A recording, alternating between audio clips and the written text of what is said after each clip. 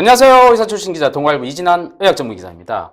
대한의사협회 KMA-TV의 메디칼 이슈 진단, 급증하는 코로나19 그 대책에 대해서 알아본 시간을 갖도록 하겠습니다. 지금 제 옆에는 질병관리본부 전 본부장이시죠. 정기석 한림대의대 성심병원 호흡기내과 교수님을 모셨습니다. 교수님 안녕하세요. 네, 안녕하세요. 네네. 자, 교수님 사회적 거리두기 2.5단계 시작한 지 얼마 되지 않았지 않습니까? 근데 그럼에도 불구하고 환자들이 계속 급증하고 있습니다. 굉장히 우려스럽고 염려되는 사항인데요. 자, 어느 정도 현장에서 심각한지 좀 말씀을 해 주십시오. 지금 이 숫자가 발생하는 게 이렇게 500명대를 넘어서 계속되는 거 우리가 처음 보는 것이고요. 네. 그 다음에 제일 중요한 치료가 지금 좀 미진해서 경기도도 그렇고 서울도 그렇고 입원을 대기하는 환자가 꽤 많습니다. 그것도 하루가 아니고 이틀, 3일씩 대기를 하죠. 네. 그러면 자가에 머무는 동안 가족들은 얼마나 불안할 것이며 본인은 혹시 갑자기 병세가 나빠져서 내가 치료를 제대로 못 받을까 얼마나 불안하겠습니까? 빨리 이 부분은 해소가 돼야 된다고 봅니다. 네, 병상 수가 없어서 지금 자가격리한 환자들이 늘고 있다. 사실 대구 경우 2, 3월 달에 급증했을 때도 자가격리하면서 환자들이 또 사망하는 케이스가 있었기 때문에 굉장히 우려스러운 내용이 될 수가 있지 않을 수 없습니다. 자, 이와 관련해서 의료 전문가 입장에서요.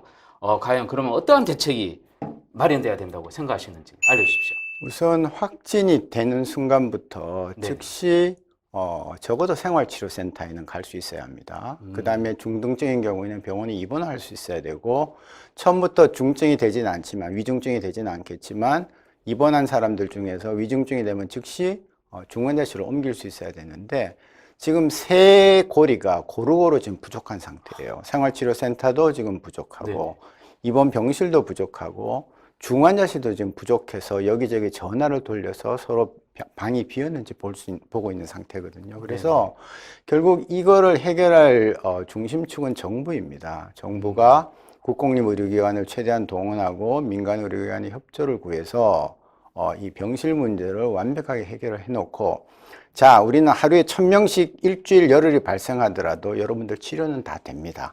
예, 이런 자신 있는 메시지를 줄 때까지는 우리는 상당히 불안해할 수밖에 없는 거죠.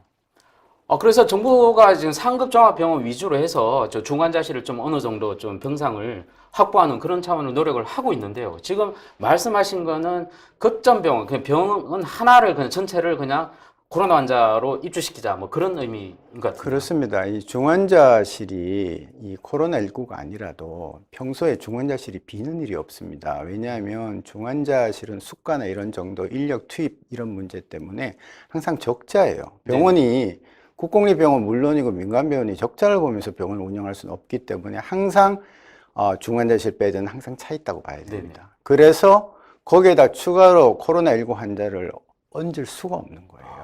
그래서 항상 차고 있는데 그럼 코로나19 환자 외에는 그럼 환자가 아니냐? 다른 중환자 얼마든지 많습니다. 예, 수천 명의 중환자가 지금도 사경을 헤매고 있거든요. 그래서 중환자의학회에서 상당히 오래전부터 일정 시설을 몇 군데 만들어서 거기에 시설 자원을 투자하고 민간이든 공공이든 의사 인력, 의료 인력들이 가서 지원을 해서 중환자실을 운영하자 이렇게 나온 것이죠. 자, 근데 정원자실 병원이 마련됐다 하더라도 그 하드웨어 또 플러스 그 의료 인력이 굉장히 부족하지 않습니까? 그런 의료 인력을 어떻게 차출할 수 있는 방법이 있습니까? 일단은 전국에 있는 중환자를 볼 수 있는 의료인들이 돌아가면서 순번을 짜서 봉사를 해야 되는 거고요. 예, 일을 해야 되는 거고 일찌감치 사실은 중환자를 볼 수 있는 몇몇 특정과가 있습니다. 예를 들어서 뭐 안과나 피부과 같은 경우는 평생 안 보셨으니까 좀 어렵겠지만 일반외과나 마취과 뭐 이런 과들은 바이탈을 늘 봐왔던 과이기 때문에 자기 환자가 인공호흡기를 달고 있는 걸 보거든요. 그러면 그분들한테 진작부터 일찌감치 어느 정도의 서로 이제 상기시키는 교육을 한 다음에 간호사도 마찬가지입니다. 한 다음에 준비하고 있다가 투입을 하면 그냥 아무것도 안 하고 중환자실이 없어서 떠도는 것보다는 훨씬 낫죠. 네. 그러니까 이제 호흡기 내과뿐만 아니라 우리 또 마취과 또 심지어 또 가정의학과생들도 또 충분히 커버할 수 있고 우리 또 장롱 면허 있는 간호사분들 많지 않습니까? 그분들도 좀 자원봉사 쪽 협조를 받아서 좀 많이 인력을 보충하는 그런 대비하는 자세 필요할 거라고 생각합니다. 자, 지금은 치료제도 없고 백신도 없기 때문에 이런 심각한 고민을 해야 되지 않습니까? 근데 향후 내년 상반기에 정부는 그 백신 도입을 하겠다라고 했는데요. 근데 문제는 이게 접종 시기 또 문제고 부작용 문제가 또 남아있지 않습니까? 야, 그래서 이 빠른 보고, 이 병 현실적으로 가능한지 좀 묻고 싶습니다.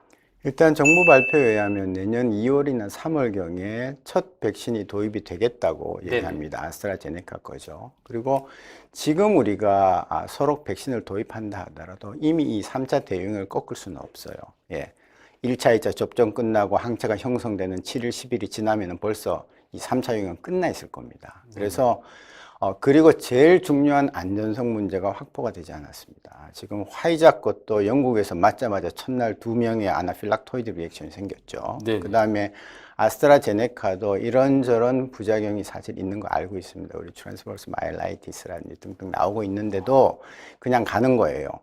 3상이 끝난 지 지금 한 달이 채 안 된 백신을, 약품을 지금 그 항체의 존속 기간이라든지 중장기 부작용을 모르고 지금 맞기 시작한다는 건 굉장히 좀 당황스러운 일입니다. 그럼에도 불구하고 그 나라들은 치명률이 워낙 높고 환자가 너무 많아서 이제 시작을 한 거죠. 그래서 우리는 지켜보는 게 더 유리해요.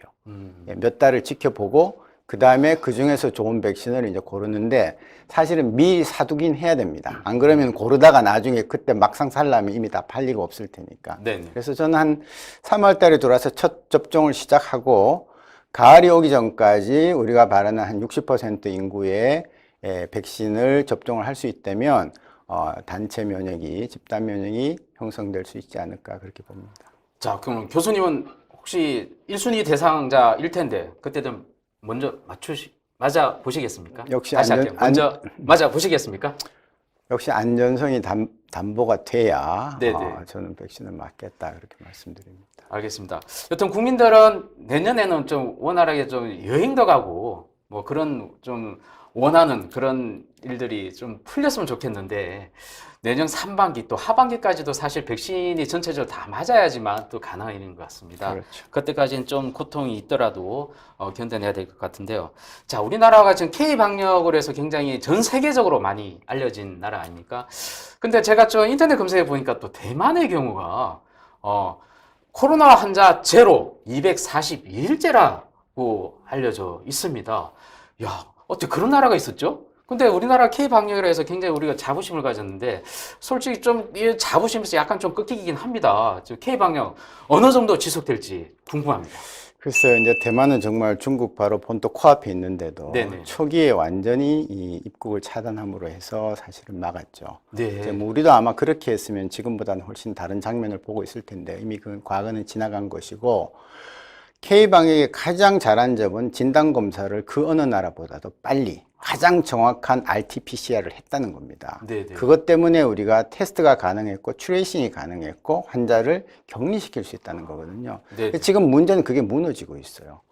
자, 추적이 안 되는 감염자가 20%는 오르락내리락 한 지가 벌써 오래됐습니다. 그러면 수천 명 가까운 사람들이 이 확진자들한테 바이러스만 넘겨주고 이 사람들은 지금 사라져 있는 거예요. 예. 그 사이에 이 사람들은 또 다른 사람들 지금 감염을 시키고 있겠죠.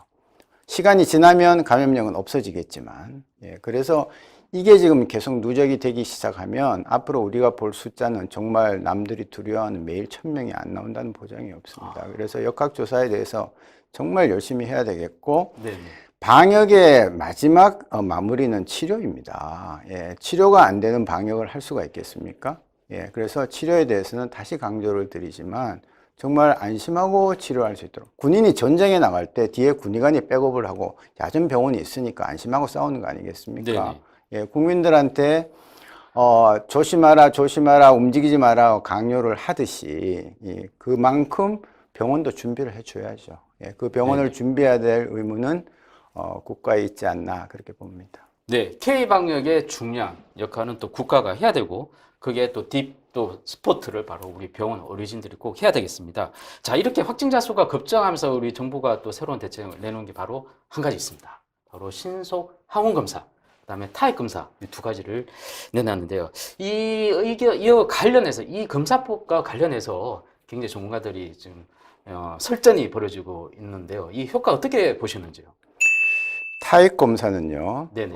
이 어려운 검사를 안 하고 저희 침을 뱉어서 용기에 넣은 다음에 보내면은 우리가 지금 하고 있는 PCR 검사를 합니다. 네네네. 시간은 똑같이 걸리지만 의사나 간호사가 여기를 갖다 찌를 필요가 없기 때문에 굉장히 수월하죠. 예. 균이 없을 수도 있겠네요. 그런데. 그래서 92%까지 나옵니다. 그렇군요. 8%는 안 나옵니다. 네네. 예, 그래서 92%는 굉장히 우수한 거예요. 그렇군요. 예, 예. 100명을 하면은 이렇게 어렵게 PCR 하는 거하고 비교해서 92명이 그냥 그대로 양성으로 나온다는 얘기거든요. 네네. 그래서 괜찮은 겁니다. 저는 네네. 적극 도입할 필요가 있다고 보고요. 네네. 의료진이 부족한 어떤 시설이나 장소에서는.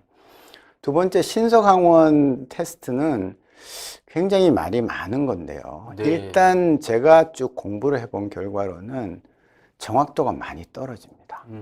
그리고 검사 키트마다 국산 외산 할 거 없이 키트마다 민감도가 상당히 많이 떨어지거나 네네. 굉장히 좀 실망스러워요.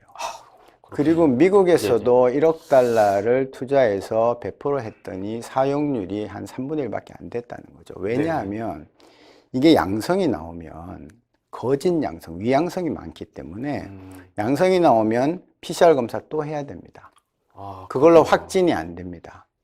또 하나는 음성이 나왔다고도 안심할 수 있는 게 아니에요. 음성이 나와도 위음성이 있습니다. 네. 실제로 양성인데 안 나오는 거거든요. 네. 왜냐하면 민감도가 100%가 아니기 때문에 위험성이 나올 수밖에 없어요.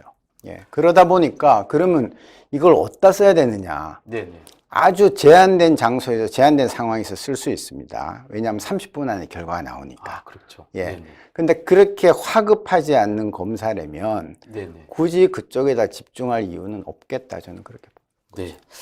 자, 이렇게 이상 여러 가지 우리 대책안, 또 해결법, 또 백신까지 다뤄봤고요. 또 검사법까지 총괄해서 말씀을 해 주셨습니다. 갈수록 좀 심각해지고 있습니다. 무엇보다도 정부하고 의료진 간의 긴밀한 협조가 굉장히 필요할 때고, 다시 한번 우리 국민들의 극복의 의지가 다시 한번 보여줄 때라고 생각합니다. 저도 대구에서 극복할 때 그 현장에서 우리 국민들 모두, 대부분 모두가 합심한 모습을 봤는데요. 이번에도 그런 모습 좀 기대를 해보겠습니다. 같이 한번 화이팅 한번 외치고 마실까요? 네. 자, 우리 보부장님과 같이 우리 국민 여러분 같이 협심하라고 화이팅 한번 외치겠습니다. 하나, 둘, 셋, 화이팅! 화이팅!